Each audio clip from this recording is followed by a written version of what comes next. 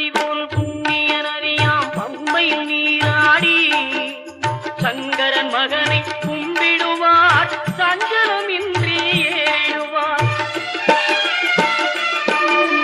நீலிமலை ஏற்றம் சிவபாலனும் ஏற்றிடுவார். காலமெல்லாம் நமக்கே அருள்காவலராயிருப்பார். தேகபலம் தா பாதபலம் தா தேகபலம் தா பாதபலம் தா தேகபலம் தாய்